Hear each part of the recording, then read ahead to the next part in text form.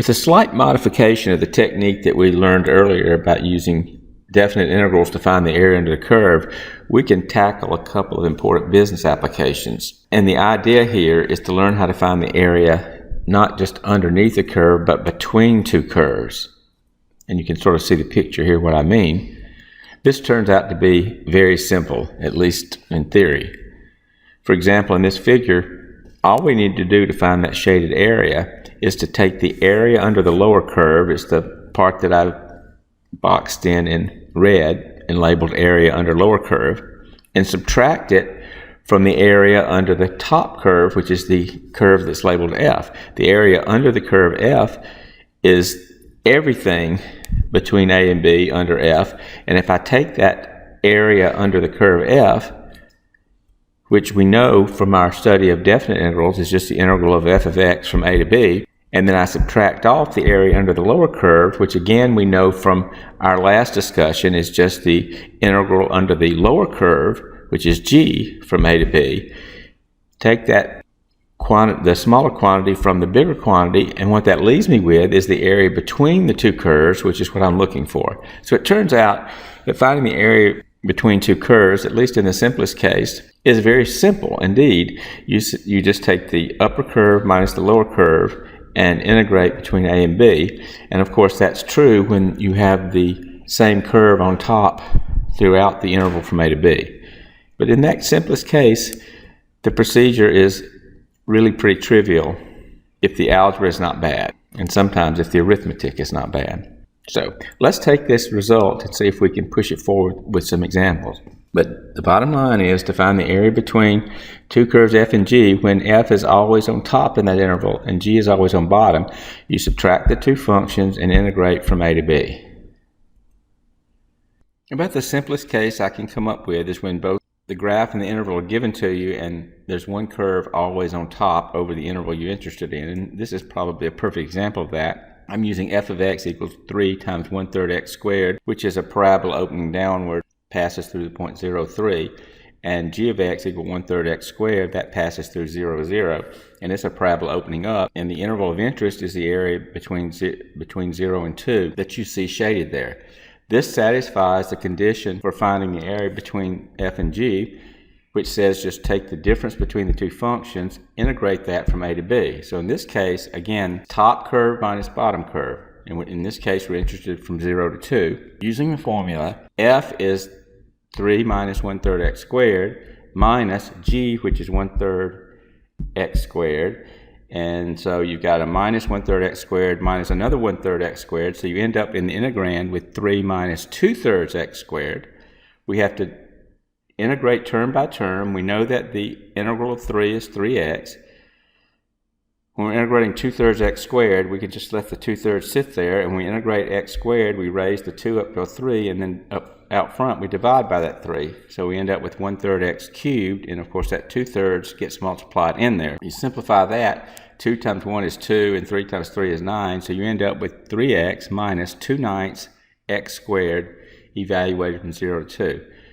Quite often, the hardest part of any of these problems is either the algebra or the arithmetic, not the calculus. The calculus is relatively trivial. What do we do now? We evaluate. Remember, it's upper minus lower. So we plug in the upper limit, which is 2. 3 times 2 minus 2/9 2 squared times 2 squared. Minus what you get when you put in the lower limit. Well, luckily, the lower limit is 2. And when you plug in 0, you're going to get all zeros. So that makes the arithmetic a little bit easier. Of course, 3 times 2 is 6. 2 squared is 4. 4 times 2 is 8, so you end up with 8/9. 6 minus 8/9. Change everything to ninths. 6 is 54/9. 54/9 minus 8/9 is 46/9. And remember, when they give you these problems, unless they tell you to approximate, they're not looking for a decimal approximation. They want the exact value. Practice this a little bit and you should find it very simple. How about this example? This time you're given the two functions, but you're not given a graph.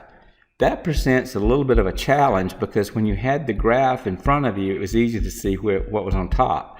So if they're not given to you at all, the graphs, then you've sort of got to get enough idea of a sketch of this thing to figure out which is on top. So luckily for us, these are both parabolas, and we know about parabolas, but we have to figure out in our mind at least which function's on top over the interval, or if they switch, we've got to know that too. So again, because we know these are parabolas, they're fairly simple to do. The parabola y equal x squared is the prototypical parabola. We know that its vertex is at 0, 0, and it opens upward, so it looks sort of like the graph I've sketched out there. You don't have to necessarily have a pinpoint accurate graph, but you've got to have a generally good idea of what it looks like. The second one has a negative x squared, and we know from algebra when the leading coefficient is negative, the parabola opens down. And if x is 0, y is 32, so you can sort of tell it's going to go through the point 0, 32. That'll be the vertex. So if you put those two things together with the regular prototypical parabola y equal x squared with the one that opens down and goes through 0, 32, you'll see that this is what they're asking for. And you can also see that what we need to know is where these two curves intersect, because that's going to determine our limits of integration. So the first thing we have to do when we don't already know it is to find the points of intersection. But that's easy. You just take the two curves and solve. So since y is equal to 32 minus x squared and y is equal to x squared, I can just plug x squared from the second equation into y for the first equation and solve. So if I take the x squared to the left-hand side, I'll get x squared plus x squared, which is 2x squared, equal 32, and then divide by 2. That means x squared is equal to 16, which means x is plus or minus 4, and bingo, I have those points of intersection. So some pretty easy algebra will give you those intersection points.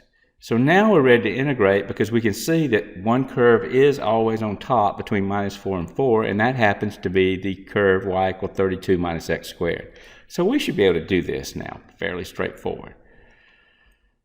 Bounded area, that shaded area, is top minus bottom between minus 4 and 4. It always has the same one on top, and in this case it happens to be the 32 minus x squared. So I take 32 minus x squared, which is the top one, minus x squared, which is the bottom one, and that becomes the integrand, and I'm integrating from minus 4 to 4. Well, that's pretty easy actually, because minus x squared minus another x squared is minus 2x squared, so the integrand just becomes 32 minus 2x squared. If you integrate 32, you get 32x, and when you integrate 2x squared, remember the 2 just sits there, and then you increase the power by 1, making it a 3, and then you divide by it. So you end up with minus 2/3 x cubed, and you're evaluating from minus 4 to 4. What I was about to say is at some point before you get too far into this problem, it would be nice to notice that there's symmetry as well. The part of the area you want to the left of 0 and the part to the right of 0 are the same. So you can use the symmetry. So rather than integrating from minus 4 to 4, I would actually just integrate from 0 to 4 and double it. That's what I would do. I would go from 0 to 4 instead of minus 4 to 4 and double the area. And I can see why that's going to be true, because that area and that area are the same. It just makes the arithmetic easier. If you notice that, the problem's easier to do. So what do you do when you integrate? You take the antiderivative, which you've already done, and then you plug in the top number and then the bottom number and subtract the two. So when you plug 4 in, you'll get a 4 in place of the x there and a 4 in place of the x there. And when you plug a 0 in at the bottom, everything goes to 0. And so it actually is not bad at all. So what we're dealing with is 32 times 4 there. Well, 32 times 4 is 128. And here you get 4 cubed. And 4 cubed is 64. And then you've got to multiply that by 2. That gives you 128. So you end up with 128 thirds. So you've got 128 minus 128 thirds that has to be doubled. I would just leave the 2 alone right now and get a common denominator. Remember, 128 is like 128 over 1. So you have to get a common denominator, so you multiply by 3 over 3, and you end up with 384 thirds minus 128 thirds inside those brackets, still getting doubled in the end. 384 thirds minus 128 thirds is 256 thirds, and then when you multiply by 2, you'll end up with 512 thirds. And again, unless you're told to approximate, they want the exact area, which means you don't need to be rounding things off to a certain number of decimal places. You need to stick with the exact answer. In principle, this is all very simple. The calculus is especially simple. The main thing is practicing the algebra, and maybe, for some of you, practicing the arithmetic. You don't want to do all the calculus right, all the algebra right, and then blow it on the arithmetic. So take time to practice these skills. Now, why did we do these things? Well, one of the reasons we did this was so we could discuss that business application that I talked about earlier.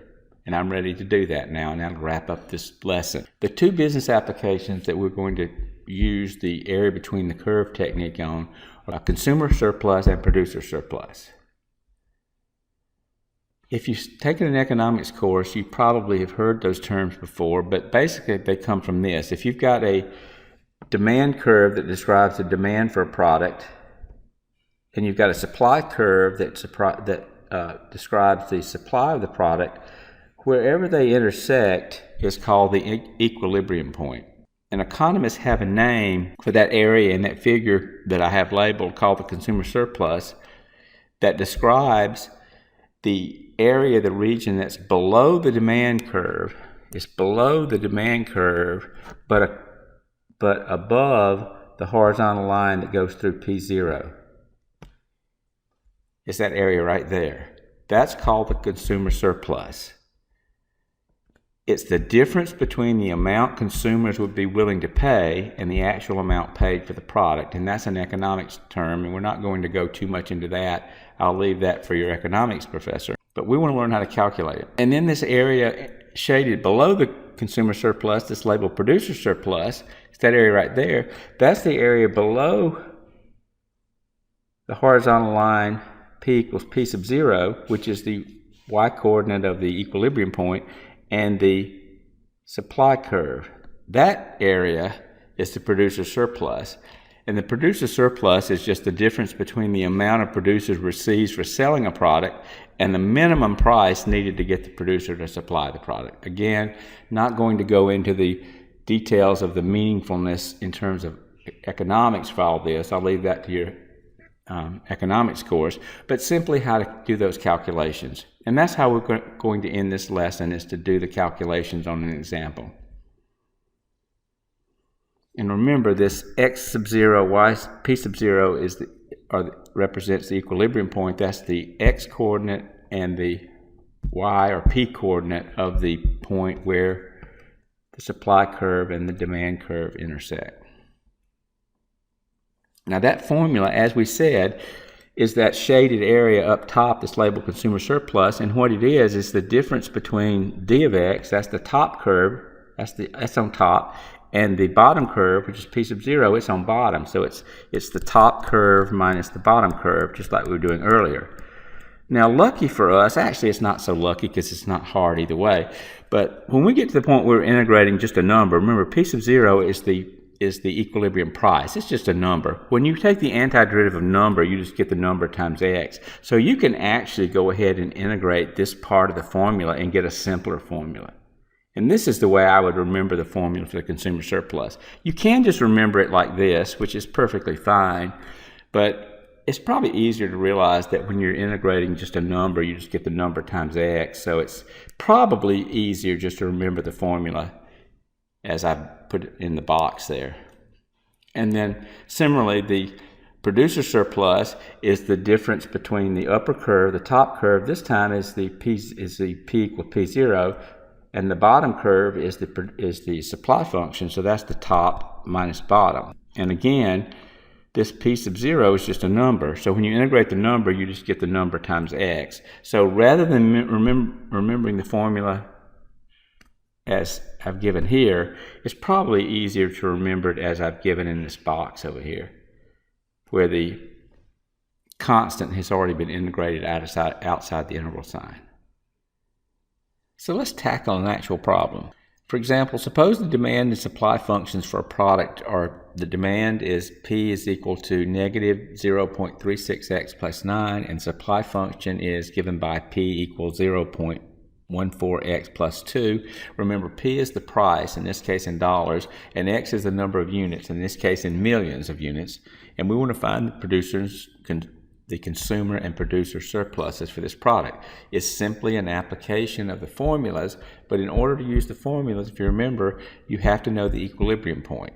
So unless you're given it, you have to first find the equilibrium point. Well, the equilibrium point is just where the demand curve and the supply curve cross. So if you take the demand curve and supply curve and find the intersection point, you know that P is equal to negative 0.36x plus 9, and that P is equal to 0.14x plus 2. So if you take the second value in terms of x for P and plug it in for the first one, you get 0.14x plus 2 is equal to negative 0.36x plus 9. And if you add a 0.36x to both sides and subtract a 2 from both sides, you'll end up with 0.5x equals 7, and if you divide both sides by 0.5, you'll end up with x equals 14. So that's the x coordinate of the equilibrium point. Now you've got to plug that in and find P. You can plug it into either place. It should give you the same answer if you haven't made a mistake with the equilibrium point. So you can plug it in here or you can plug it in here, whichever you think is easier. I chose the bottom one. If you plug 14 in for x in the bottom one, you get 0.14 times 14 plus 2, and that comes out to 3.96. So the equilibrium point for this problem is 14, 3.96. So the first step in finding either the consumer or producer surplus is to find the equilibrium point unless it's given to you. So now we have it, and we need to find both the consumer surplus and the producer surplus. I chose to do the consumer surplus first. The formula, as we derived a minute ago, the consumer surplus is the integral from 0 to the x coordinate of the equilibrium point, the integral of the demand function, minus the product of the equilibrium price and the equilibrium quantity. Remember, we derived that formula just a minute ago. Well, the demand function was given to us, so we plugged that into the integrand, and then you've got to do P0 times X0 and subtract off. Well, this is easy. If you integrate negative 0.36x, you get an x squared over 2, but that negative 0.36 is still there. And then when you integrate 9, you get 9x. And then when you take 3.96 times 14, you get 55.44. So when you evaluate the antiderivative, you plug in the top number first. You put a 14 in there, and then you plug a 0 in, and you plug a 0 in there, and there. And of course, plugging in zeros just gives you all zeros, so that'll be nice. So the part that you really have to concentrate on is here.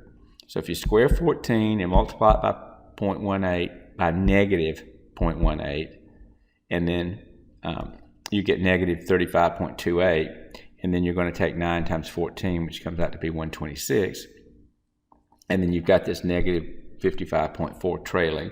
So if you do that arithmetic, you'll end up with a consumer surplus of $35.28. Not so bad. Practice using the formula, and you do need to learn the formula. And of course, now we're going to find the producer surplus. That's actually step 3. How do you do it? The formula for producer surplus is the equilibrium price times the equilibrium quantity minus the integral of the supply function from 0 to the x coordinate of the equilibrium point. Well, we know what the supply function is, so we plug that in, and we plug 3.96 in for the equilibrium price and 14 in for the equilibrium quantity, and we already know that 3.96 times 14 is going to be 55.44, so that part we don't have to do the arithmetic again. And the integrand is going to be simple as well, so you integrate 0.14x, you get 0.14x squared over 2, and when you integrate 2, you get 2x. And again, you plug 14 in first, and then you plug 0 in. And when you plug the 0 in, that whole thing's going to 0. So that makes it pretty nice. Be very careful about this minus sign sitting out there. I would actually put brackets around everything else to make sure I don't miss that sign. But when you plug 14 in here and here, you get a 14 squared here and a 14 times 2 there. 14 squared times 0.07. comes out to be 13.72, and 2 times 14 comes out to be 28. And remember, that minus sign is still sitting there, and that 55.44 is still sitting there. So when you simplify that, 13.72 plus 28, you get 41.72, and then you've got 55.44 minus 41.72 is $13.72, and that is a producer surplus.